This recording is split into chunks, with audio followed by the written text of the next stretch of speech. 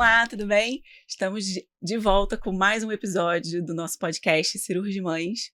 Depois de um tempinho sumidos, estamos de volta. Eu e a Robertinha estamos aqui. E hoje, com muito prazer, trouxemos uma convidada muito especial. Particularmente para mim, porque eu já conheço ela há muito tempo. Quem vem aqui é a Alessandra, a doutora Alessandra Vidal, é cirurgiã plástica. A gente se conhece já há um tempinho, né, Lelê? Lelê, vai ser Lelê, porque a Lelê há 12 anos vai ser Lelê. Inclusive, é a doutora Lelê para muitos pacientes, Exatamente. Acredita? Não tem como chamar de Alessandra, coisa como doutora Lelê.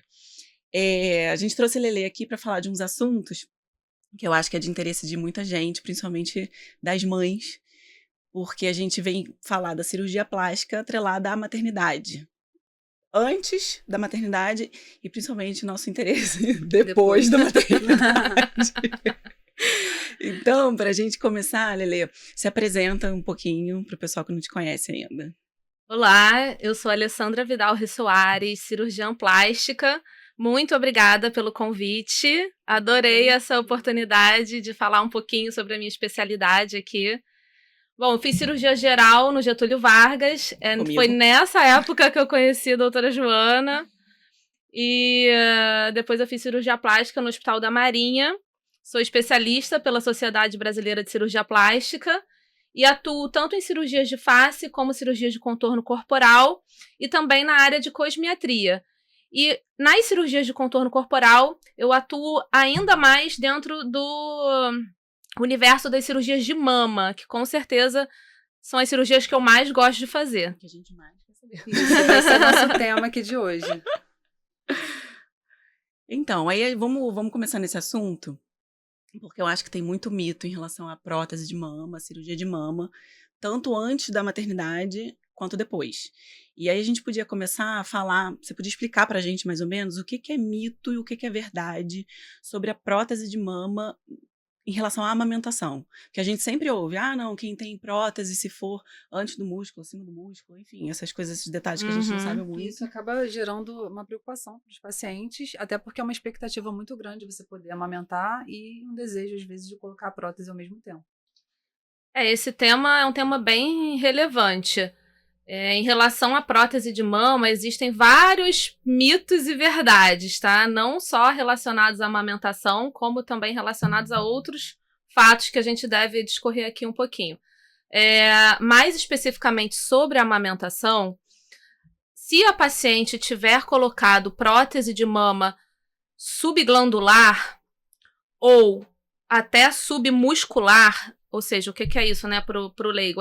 Quando a prótese está abaixo da glândula ou abaixo do peitoral, mas tiver sido só uma cirurgia de aumento mamário, sem a necessidade da gente rearrumar todo aquele tecido mamário, fazendo uma cirurgia para colocar a mama para cima. Ou seja, só colocar prótese, a gente consegue fazer uma incisão e colocar a prótese através de uma entrada no sulco inframamário, ou seja, logo abaixo da mama. Com isso, a gente descola a mama e o local onde a gente vai colocar a prótese sem precisar interferir no tecido glandular, que é o tecido que produz o leite. Então, na teoria, a gente não teria por que ter um impacto na amamentação com esse tipo de cirurgia.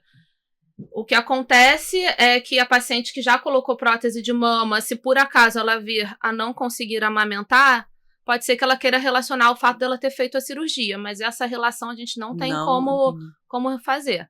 Agora, se por acaso a paciente fez uma mastopexia, que é a cirurgia para colocar a mama para cima, com prótese, ou até sem prótese, porque na verdade o que mais interfere nesse caso não é o fato de ter prótese ou não, é o fato da gente cortar a glândula mamária e precisar, quer fazer a mastopexia, colocar a mama para cima. Seria mais redução de mama. Não precisa. Não necessariamente. Não precisa ser redução. A pessoa pode ter uma mama pequena, porém caída. Entendi. E querer botar a mama para cima e aumentar o volume mamário com uma prótese, por exemplo. Mas sempre que a gente tem que cortar o tecido da mama para reorganizar ele, a gente corta a glândula, corta os ductos, e quando eles cicatrizam novamente, muitas vezes eles não conseguem formar os canalículos que levam o leite direito. Então, assim, acontece de ter pacientes que fizeram cirurgias de mama, até mais de uma às vezes, e conseguiram amamentar normalmente. Isso pode acontecer, tá? Mas sempre é importante o cirurgião falar para o paciente que se ele for ter a mama cortada, né, a glândula, pode sim ter uma dificuldade para amamentar. E aí, quem vai pesar essa importância seria é a paciente. Então, até que eu ia entrar na próxima pergunta, por exemplo, o paciente jovem, se ela tem o desejo de aumentar a mama, vai colocar prótese, então a ideia é que seja essa que você falou, subglandular ou submuscular, caso seja a indicação dela. Se ela tem uma mama, a indicação da prótese, ela é aumento mamário, tá? Essa coisa de que a prótese, vou colocar uma prótese para botar minha mama para cima, isso é um mito da internet, entendeu? A prótese, ela serve para aumentar o volume da mama. A cirurgia que coloca a mama para cima é a mastopexia. Então, assim, as pacientes que não precisam colocar a mama para cima, ou seja, aquelas pacientes que têm hipomastia, ou seja, pouca mama, elas vão só colocar a prótese sem mexer no tecido mamário. Que vai só ser para aumentar o volume mamário. Então, essa cirurgia não impacta na amamentação, a não ser que ela seja feita através de uma incisão, que é a incisão periareolar, tá? Hoje, ali vai cortar. A gente ainda realiza, mas menos. Antigamente era mais comum.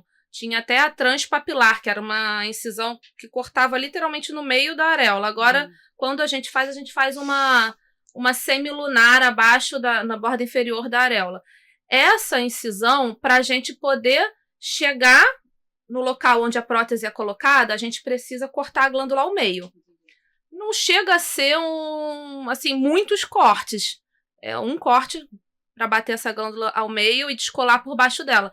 Mas às vezes é o suficiente para gerar uma fibrose, uma cicatriz que pode impactar na amamentação. Tá. Então, deixa eu te perguntar, baseado nisso que você está falando, que muito me interessa. A mastopexia, na verdade, é para colocar a mama para cima. Isso. Caso o paciente precise. Um paciente. Uma amiga. Uma amiga minha, sei lá, uma vizinha. Pós amamentação. Aí, por exemplo, a mastopexia você pode ou não tirar tecido. Por exemplo, você tem uma mama grande, né? Você quer fazer uma redução de mama, Deixa eu explicar melhor. A redução de mama, você pode reduzir sem... na verdade, uma mama grande, você não precisa aumentar. Se for um paciente jovem que tem a mama no lugar. Isso. Você pode só reduzir. Agora, o paciente tem a mama caída e grande, você pode reduzir e aumentar. Não necessariamente com prótese. Então, calma, vamos organizar esses pensamentos pra gente, todos aí. Cirurgias da mama, né? Redução de mama é a cirurgia para reduzir a mama de quem tem uma mama grande, uma mama hipertrófica. Essa cirurgia, ela impacta na amamentação? Por exemplo, se for uma paciente jovem que ainda não amamentou. Essa cirurgia pode impactar na amamentação, porque a gente vai tirar uma boa parte da glândula e a parte que vai ficar ainda vai ser cortada, a gente vai fazer técnicas para deixar a mama mais projetada, para reorganizar essa glândula. Então, sim, a redução de mama pode impactar na amamentação. E muitas vezes é uma cirurgia que a gente faz antes da pessoa engravidar, porque quando a paciente tem realmente uma mama hipertrófica, ela se incomoda com isso desde o momento em que ela tem a mama dela formada, né? A gente tenta postergar essa cirurgia até 18 anos, no mínimo. Em alguns poucos casos, a gente até indica antes, quando realmente são pacientes que têm uma mama muito, muito pesada e muito grande, que impactam na vida social, postura, da dor. Impactam também na parte psicológica, início de atividade sexual. Então, assim, em alguns casos, a gente até acaba operando antes. Mas, no geral, a gente pede para esperar o desenvolvimento até 18 anos. E aí, se essas pacientes operarem, né, novinhas antes de ter filhos, elas podem sim ter um impacto na amamentação.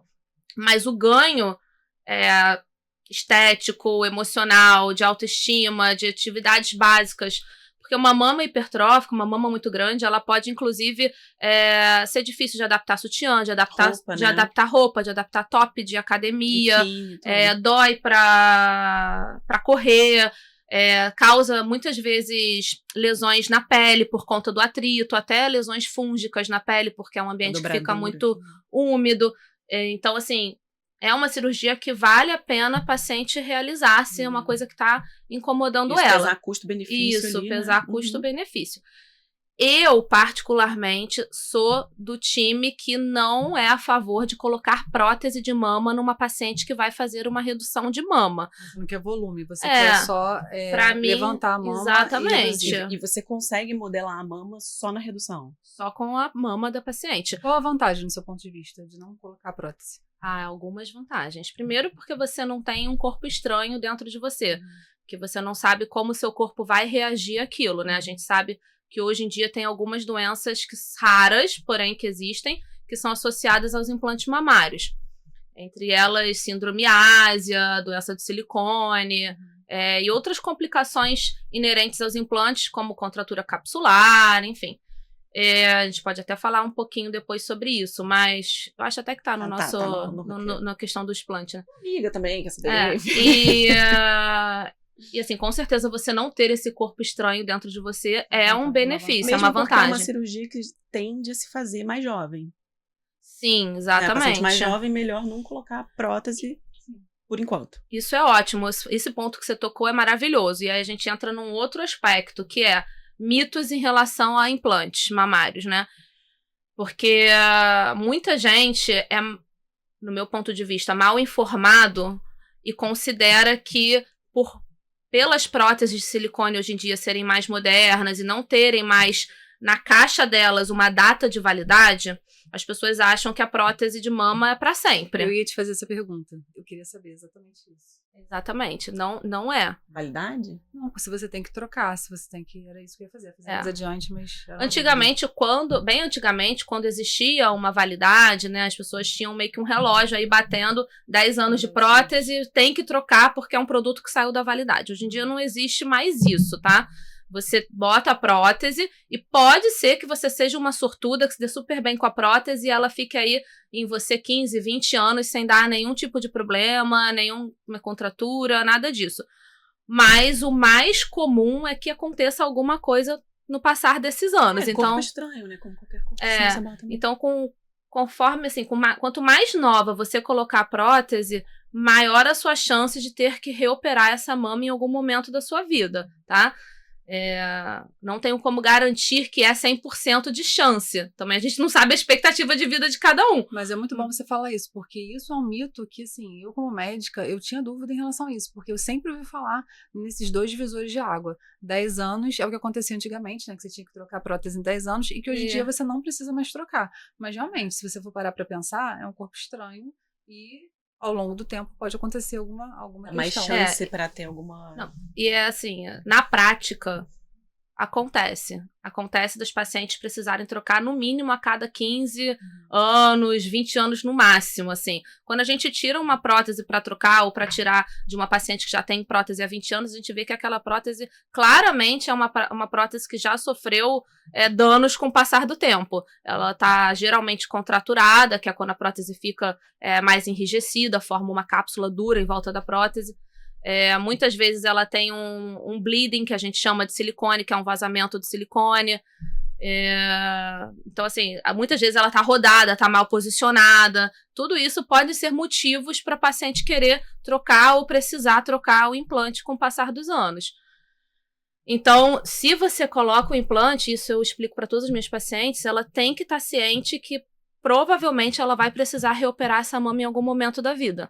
Se você tem a opção de não colocar, se você é uma paciente que tem muita mama e vai reduzir, para que você vai colocar um dispositivo que serve para aumentar o volume mamário? Entendeu? Nem muito sentido. Né? E aí, voltando a... Isso, aí você falou, isso aí seria redução de mama, que pode interferir na amamentação. A outra cirurgia, mastopexia, é só quando a gente coloca a mama para cima, reorganizando esse tecido mamário. Ela não necessariamente está associada ao uso de prótese, você pode fazer uma mastopexia sem prótese. Se a paciente que tem uma mama média ou pequena só está incomodada porque a mama está caída, e aí você quer colocar a mama para cima. Vai fazer só a mastopexia. Fazer só a mastopexia. Agora, se ela tem uma mama que está caída e ela acha pequena e quer aumentar o volume, aí essa paciente tem 2 opções. Ou aumentar com prótese mamária, ou aumentar com gordura. com a gordura do próprio corpo. Claro que ela tem que ter gordura doadora para fazer isso. Até bom, tira de um lugar, bota em outro. Sim. Essa minha amiga tá ficando interessada. Quais são as áreas que Vou são falar com ela. possíveis doadoras de gordura? Qualquer área? Qualquer Abdômen, área. glúteo? Glúteo, costas, flancos, Braço. braço. Braço é uma ótima combinação, porque aí você já vai ter que ficar com o braço imóvel, né? Parado. Mas o braço não doa tanta gordura quanto a gente precisa, geralmente, né? Culote. Gordura, barriga. Vantagens de colocar a gordura. É uma matéria do seu próprio corpo. organismo, você não vai ter rejeição e não vai essa precisar reoperar, nada por conta disso. E essa gordura tem que ter algum preparo ou tipo, tirou, coloca? Isso daí varia de cirurgião para Pra cirurgião, tá? Desvantagens. A gordura ela não dá a mesma projeção que uma prótese, tá? Ela forma uma mama bem bonita, ela aumenta o volume mamário, mas com um resultado mais natural, né? A prótese de mama, principalmente se for uma prótese redonda, ela tem uma projeção no polo superior que fica aquele polo mais arredondado aqui em cima. Esse polo arredondado, apesar de hoje em dia ser o que muitas pacientes procuram, não é o natural de uma mama, né? Então aí vai ficar muito a critério da paciente, né? Às vezes a paciente tem um desejo muito grande daquela mama redondinha. Exatamente. E aí o dever do cirurgião é falar, tá bom, você quer uma mama assim, você só vai conseguir com a prótese, mas para colocar prótese você precisa saber disso, disso e disso. Então você escolhe, entendeu? Colocar prótese não é errado. Eu tenho prótese, eu adoro prótese, mas a pessoa precisa estar consciente dos riscos e benefícios. Sim. E você acha que a gente vivenciou há pouco tempo, né? Uma época de exageros em termos de tudo, de cirurgia plástica, De volume. na parte da dermatologia, né? De rosto, de boca, enfim. Você acha que hoje as pessoas tendem a buscar mais o natural ou isso é muito variável ainda? Muito variável ainda, tá? Eu vou falar agora uma opinião que eu percebo, é polêmico, é totalmente não baseado em artigos e não baseado em artigos científicos, é baseado no que eu vejo, opinião pessoal e relações interpessoais e tudo. Ainda existe muita procura pelos resultados artificiais, né, de bocão, de mama grande, mama muito redonda, muito em cima, colo marcado, cílios grandes, cabelos com mega, ainda existe muito Unhas essa procura. grandes. E a beleza, ela é realmente, o belo é uma coisa muito relativa, né? O que é belo pra mim não é belo pra você, então assim, existe muita variação, com certeza, no público. Dentro do que eu acho razoável, eu tento me adaptar ao estilo do paciente. É claro que eu não vou aceitar fazer uma coisa que eu acho bizarra, porque eu não quero ninguém saindo por aí falando que fez comigo uma coisa que eu não acho legal, que não seja uma propaganda boa, né? Mas o que eu ia falar é que, você falou disso do movimento das pessoas talvez quererem algo mais natural. Eu percebo no mundo trans que antes existia, por exemplo,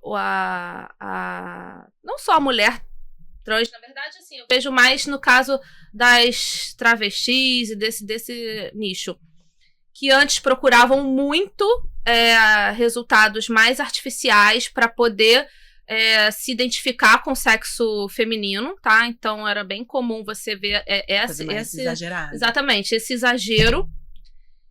E hoje em dia eu vejo que esse nicho procura muito mais resultados naturais, entendeu? Eles não querem, elas, né, desculpa, não querem mais ficar estigmatizadas com aquela mama que tá super marcada ou com aquele bocão que tá exagerado. É uma semelhança maior, né? Exatamente. Com o sexo E feminino. aí isso... Natural. Exatamente. Elas querem uma beleza mais natural e mais feminina de fato, entendeu?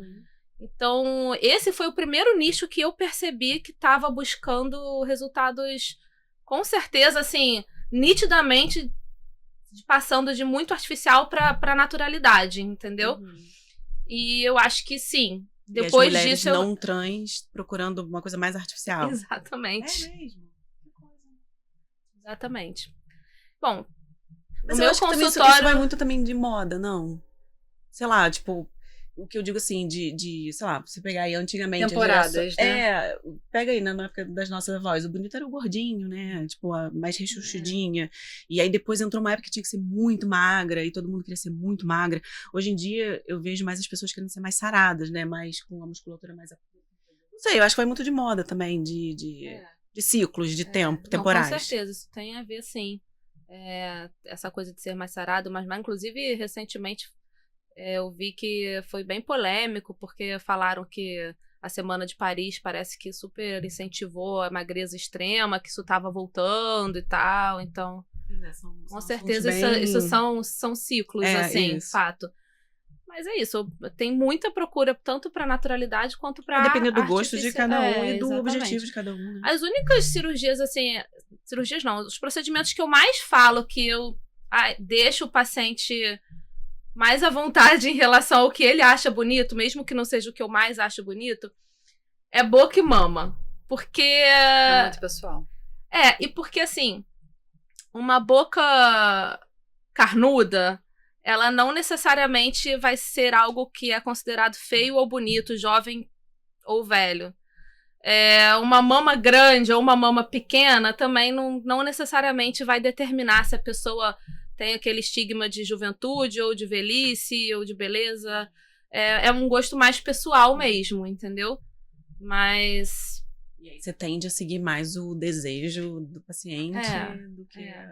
Claro que eu não vou fazer coisas bizarras. Respeitando um pouco os seus conceitos. O seu limite também como médica, né? Mas eu já botei algumas próteses que foram maiores do que eu considero bonito. Dentro de um limite você tenta respeitar o desejo de cada um sem extrapolar também os seus limites de cirurgião, que também, né, existe aí. E até bom isso, pra não ficar aquelas coisas muito exageradas. E quando é que você indica, então, acho que você falou de alguns casos, mas quando você indica o explante mamário, o explante da prótese, né? A procura por explante está crescendo muito, né? Eu não sei se isso tem só a ver com mais informação do público mesmo sobre riscos e doenças relacionadas a implantes, mas também por um número absoluto de pessoas com prótese, né? A prótese, ela é a cirurgia mais realizada no mundo e também no Brasil. Então, naturalmente, quanto mais pessoas com prótese há mais tempo, mais vai essas complicações. Exatamente, mais vai aumentar pessoas querendo também tirar ou trocar.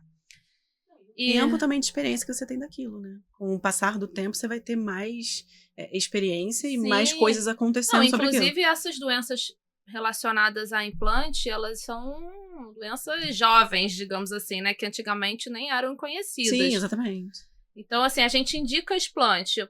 Se a paciente quiser tirar por qualquer motivo pessoal dela, quero tirar minha prótese. Não gosto mais dela, não me identifico mais com ela, não sou mais aquela pessoa que eu era na minha juventude, não gosto mais dessa mama redonda aqui, quero uma coisa mais natural.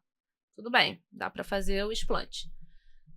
Pacientes que têm complicações com implantes. E aí essas complicações podem ser a contratura, como eu falei, que é quando a mama fica mais enrijecida, isso pode causar dor. E aí a dor é uma indicação de troca ou explante mamário. Às vezes a paciente sofreu, com o passar do tempo, né, o envelhecimento da mama, a mama caiu, ela quer ajeitar aquilo, e aí na hora de ajeitar já pensa, acho que eu nem quero mais colocar prótese não, depois eu vou ter que reoperar, já tá bom, agora eu tô bem com uma mama mais natural, e aí ela quer fazer o explante, tudo bem.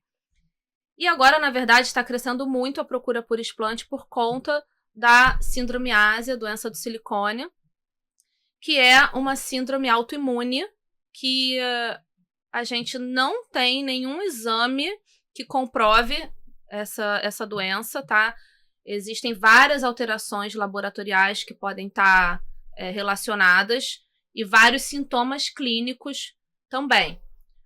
Mas são sintomas que podem aparecer em outros tipos de doença autoimune, então acaba sendo um diagnóstico por exclusão. Normalmente, a paciente que procura o explante por conta de uma síndrome ásia, ela é uma paciente que, no primeiro momento, nem relacionava os sintomas dela com a prótese, e aí ela procurou um reumatologista, ela procurou um clínico, ela fez vários exames e depois de uma caminhada aí, às vezes de 1, 2 anos, ela chega à conclusão que só pode ser a prótese de silicone. Mas Ou o que seria assim mais comum de sintoma para começar a suspeitar de?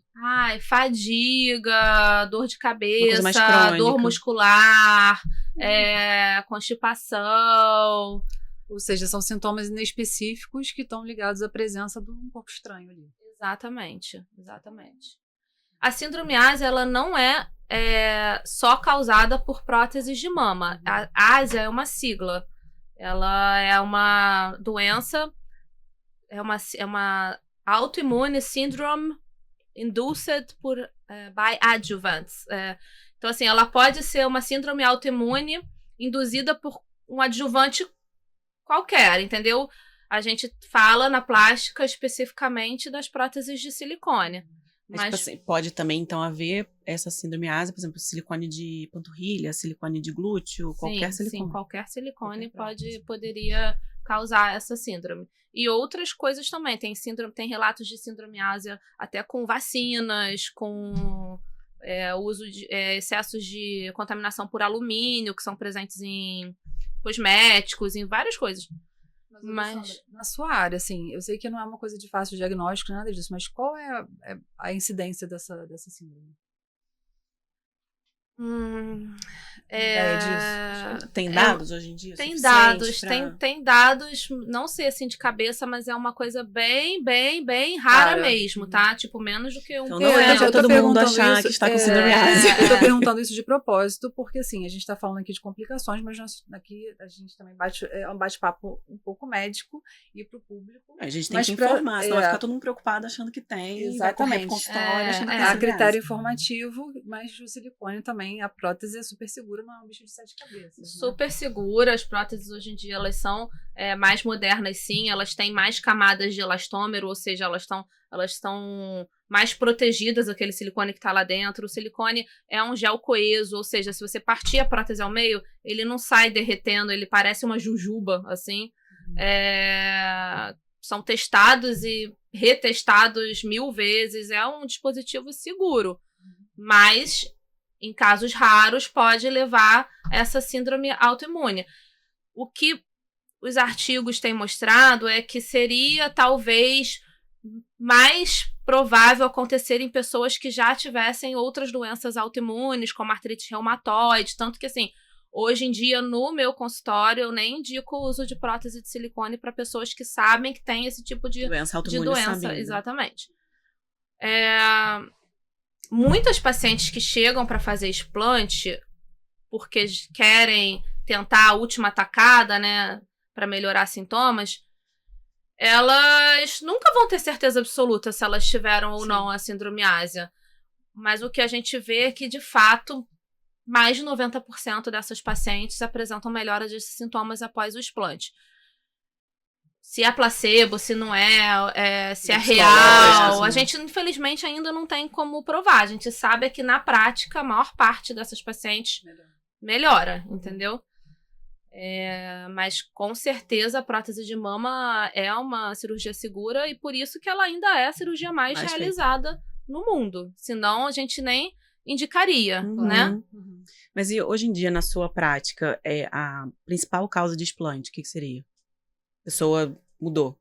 Na minha prática, a principal causa são suspeitas de síndrome ASA. Achei que fosse a pessoa querendo trocar ou tirar. Não. Simplesmente porque já não... Não, elas já acham que de repente estão cansadas, com uma fadiga crônica.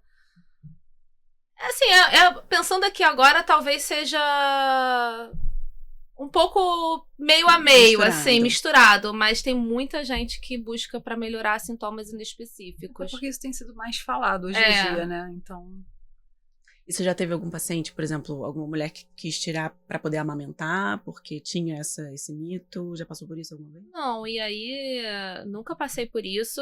E aí isso também daí não é indicação de te retirar. Não é indicação, e pelo contrário, se você, por exemplo, botou a prótese mais nova, com o passar do tempo, às vezes a sua mama sofreu uma mudança no aspecto dela, caiu mais um pouquinho. Se você for tirar por causa do medo da amamentação, teoricamente você só tem que abrir lá a incisão onde foi colocada e tirar esse dispositivo e pronto, não fazer mais nada na mama, porque se você cortar essa mama pra reorganizar ela, aí sim que você vai ter maior chance de impactar na amamentação. E o explante, a maior parte das vezes, a gente tem que fazer mastopexia na paciente.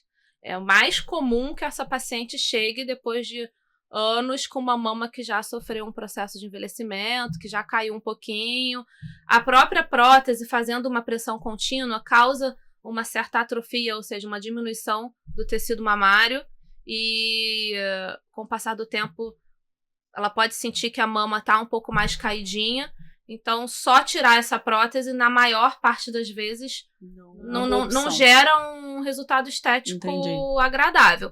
Tem as sortudas, que mesmo com prótese há muito tempo, a mama continua lá durinha, pezinha no lugar, e conseguem fazer o explante e só substituir a prótese de mama pela gordura. Mesmo depois da amamentação?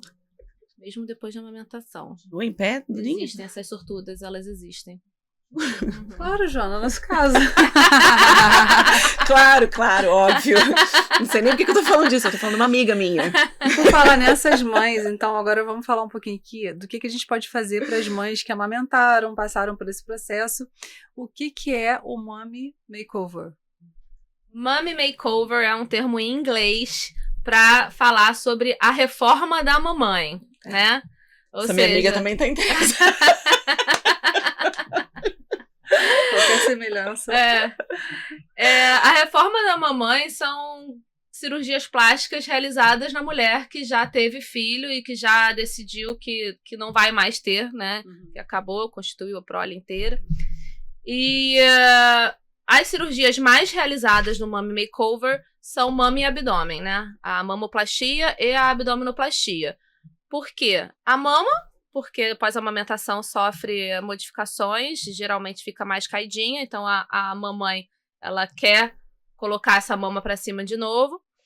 E a abdominoplastia, porque com a gestação a gente tem um afastamento da musculatura abdominal, né? E que causa uma condição que a gente chama de diástase.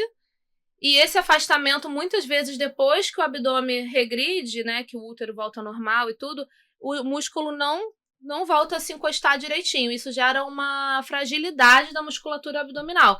E aí a mulher, mesmo a mamãe que perdeu todo o peso que ganhou na gestação, que tá magra, ela pode sentir que quando ela tá em pé, a barriga fica meio estufadinha, porque a musculatura abdominal não consegue mais segurar aquele abdômen da mesma forma. E também por conta de um excesso de pele que pode surgir devido à gestação também. Então, a gente acaba indicando, nesses casos, a abdominoplastia ou a mini abdominoplastia para resolver essas situações. Então, assim, o combo Mommy Makeover mais falado é a mamoplastia com abdominoplastia. E o que mais poderia vir? Ou não de lipoaspiração. Associado ou não de lipoaspiração. Na minha prática, é muito comum realizar a lipoaspiração no abdômen quando eu vou fazer a abdominoplastia. Até pacientes magras, geralmente a gente tem uma coisinha ou outra para melhorar em relação à gordura. Então, mesmo quando é uma lipo de detalhe, eu acabo fazendo pelo menos um pouquinho de lipo. É difícil chegar uma paciente realmente que é seca, muito magra e teve aquela indicação de fazer o abdômen só por conta do excesso de pele ou da diástase. Mas pode acontecer. E aí, só para saber, o ideal é fazer tudo junto? Ou depende do paciente? Depende do caso? Depende do paciente, tá? Depende muito do paciente. Primeiro porque, para a pessoa fazer uma cirurgia combinada, ela precisa estar com uma saúde ótima. Os exames pré-operatórios têm que estar ótimos.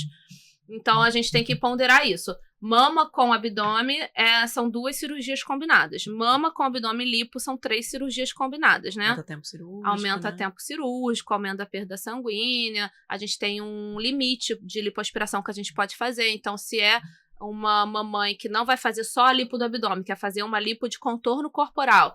Então, a gente tem que manejar aí o quanto de lipo que a gente vai poder fazer para associar com essas outras 2 cirurgias e se ela tem condições de saúde para realizar esse procedimento. Então, isso vai ser bem individual. Individual. Eu costumo evitar indicar cirurgia tripla, tá? Eu indico em poucos casos, realmente, assim, a paciente tem uma gordura localizada, mas não chega a ser aquela lipo que você vai precisar lipar mais de 5 litros de gordura do paciente. A paciente tem que estar com hematócrito, ou seja, com sangue sobrando, assim, para poder já contar com uma perda da cirurgia. Não pode ter comorbidades, ou seja, doenças associadas, né? Hipertensão, diabetes. Se tiver alguma coisa assim, pode operar, contanto que esteja controlada, né? Mas aí não vai fazer essa cirurgia tripla, tá?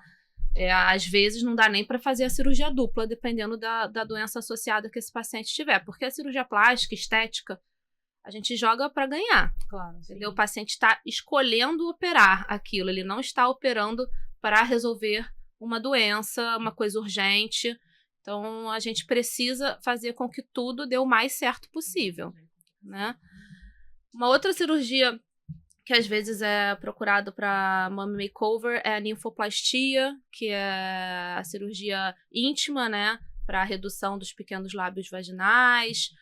Não só a redução dos lábios, mas às vezes sofre, com o passar do tempo, uma diminuição da gordura dessa região. Os grandes lábios ficam meio murchinhos, então a gente consegue fazer um enxerto de gordura para melhorar esse aspecto. Tem algumas coisas que a gente pode fazer. Nunca podia imaginar isso. E tem época, assim, eu digo, com quanto tempo, né, pós-gestação, você começa a avaliar isso? Isso pode ser avaliado você falou 6 que meses, tem que ter 3 prole meses? constituída. Prole constituída porque se você engravidar de novo, você Estragou pode tudo. ter... Tem gente que dá sorte de nem sofrer tanto, assim, impacto estético, mas mas o mais provável é que você tenha pelo menos uma perda parcial do resultado da sua cirurgia se você engravidar de novo. Então, assim, o ideal é que você não engravide de novo se você quiser fazer uma mummy makeover.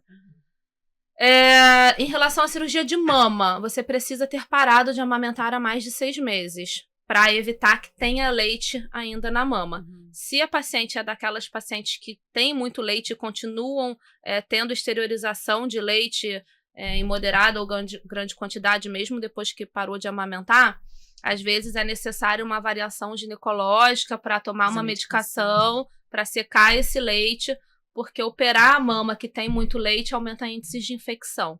Então, a gente tem que evitar isso.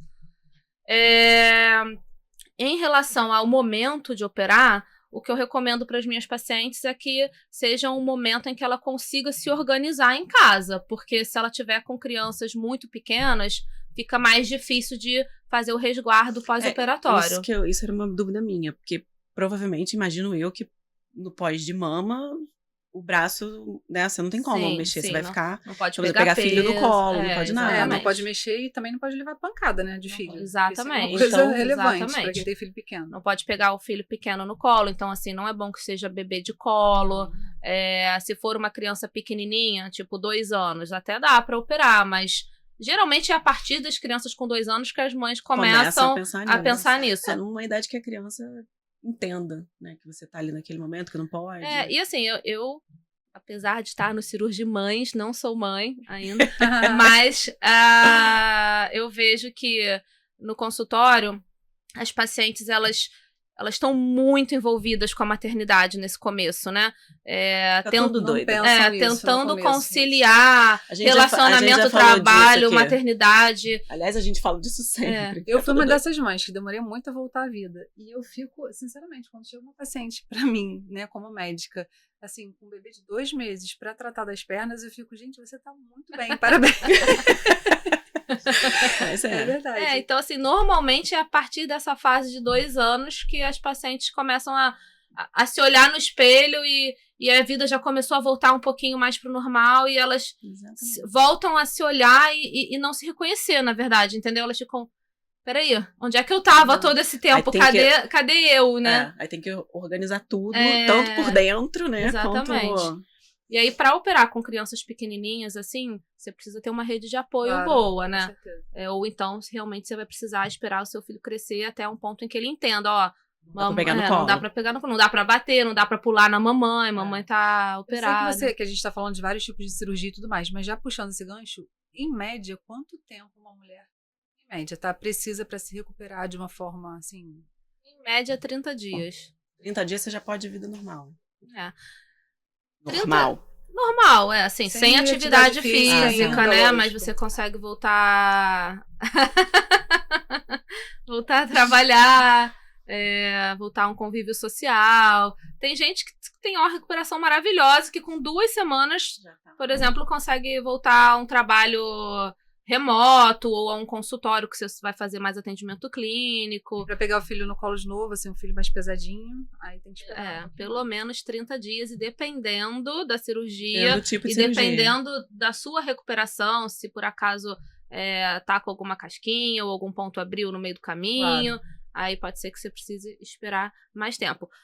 A atividade física com 1 mês, isso também varia de cirurgião para cirurgião. Normalmente eu libero caminhadas leves, subir escada, fazer bicicleta sentada. Se a paciente só tiver operado mama, por exemplo, que não tem a questão da musculatura abdominal, ela vai poder fazer, malhar a musculação, perna, sem carregar peso, halter, né, sem fazer agachamento com barra, só usando aqueles aparelhos que tem as plaquinhas, já a partir de 1 mês, estando tudo bem.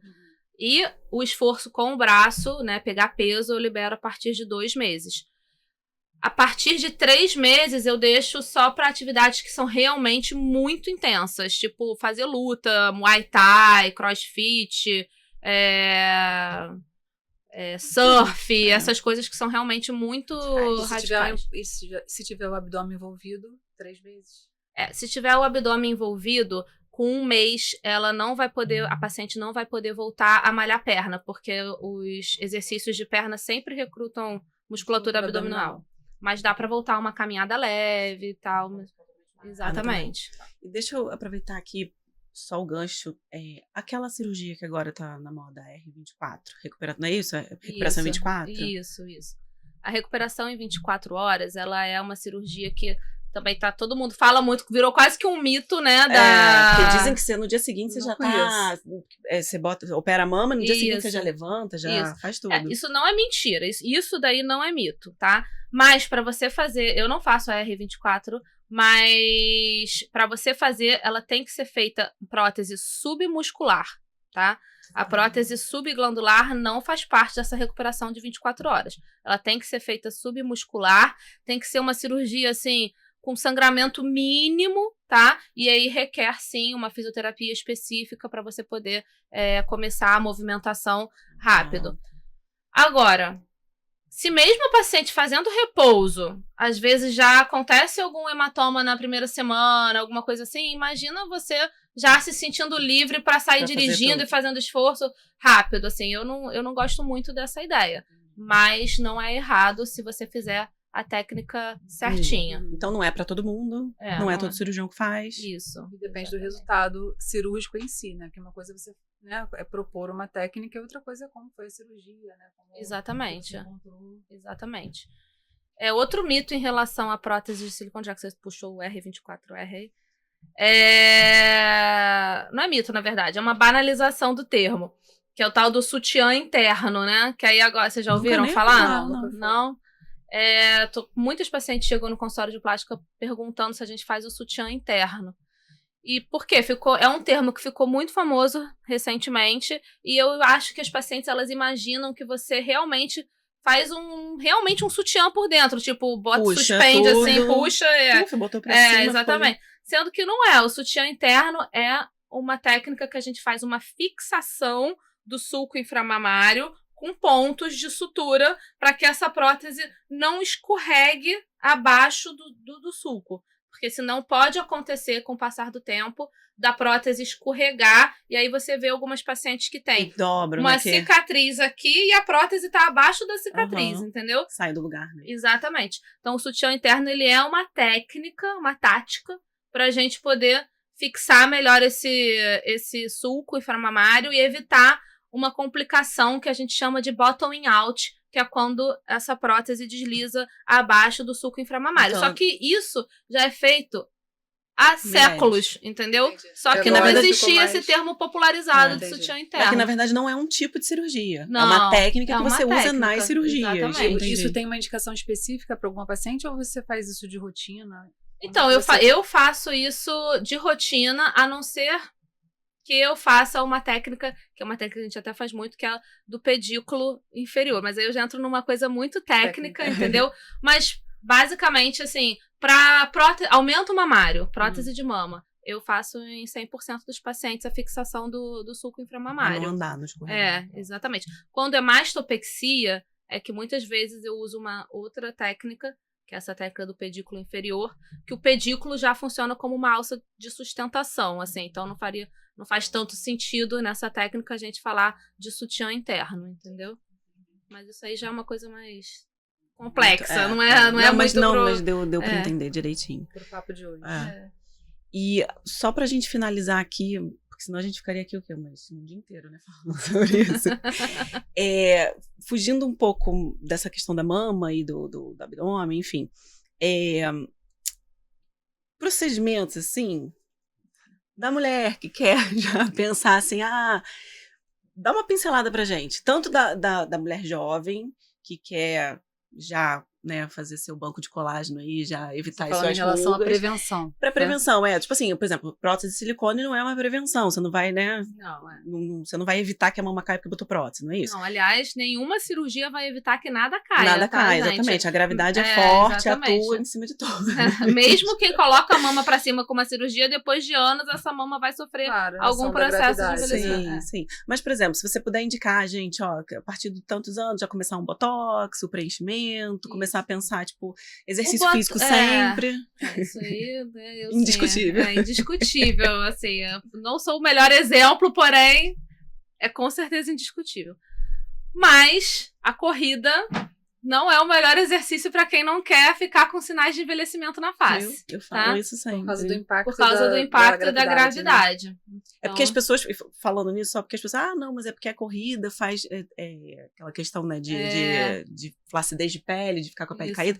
É porque a pessoa emagrece. Mas não, de fato tem a questão da além gravidade. do emagrecimento, tem a questão da gravidade. Porque, assim, se a pessoa perder muito peso rapidamente, ela vai perder muita gordura facial e vai ter um aspecto mais envelhecido, com certeza. Sim. Porque conforme a gente envelhece, a gente vai perdendo naturalmente a gordura da face. Então, alguém que é jovem e perdeu a gordura da face por um processo de emagrecimento, vai ter um aspecto de envelhecimento mais rápido. Sim.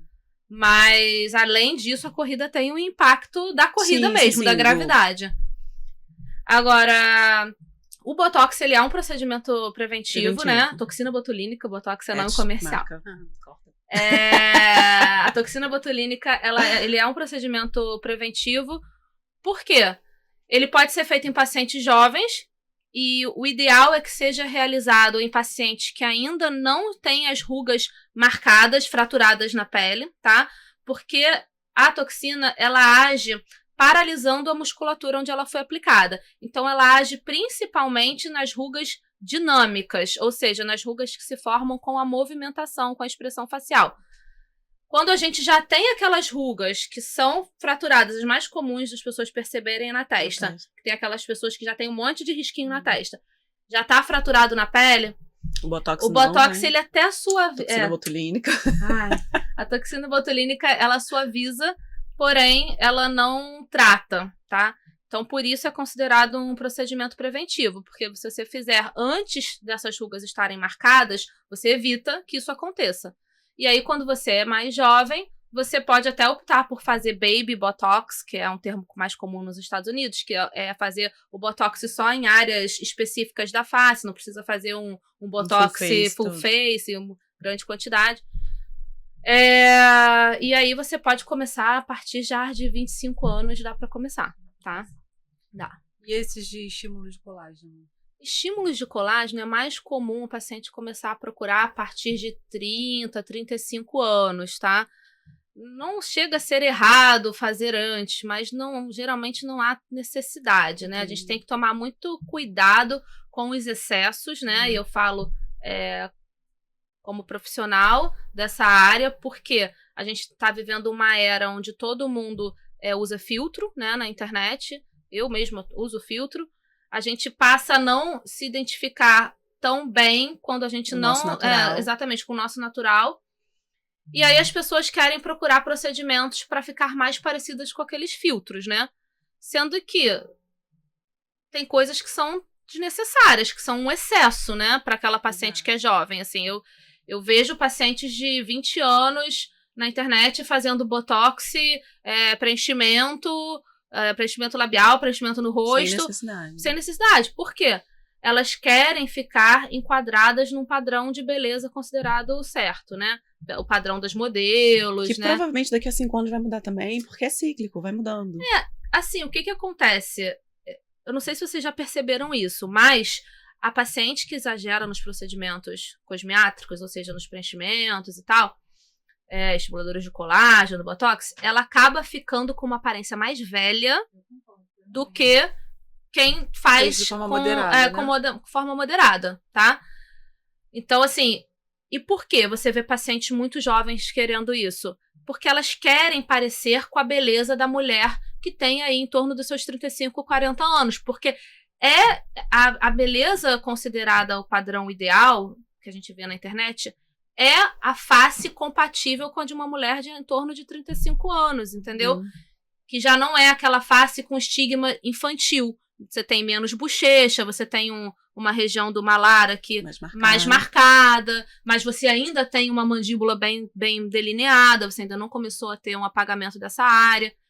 E quando a gente vê as pessoas muito jovens, né, de 20 até uns 25, muitas vezes elas têm uma face um pouco mais infantil, mais redondinha, porque elas têm mais gordura facial, elas são jovens, né? E elas querem forjar uma face mais emagrecida, mais madura.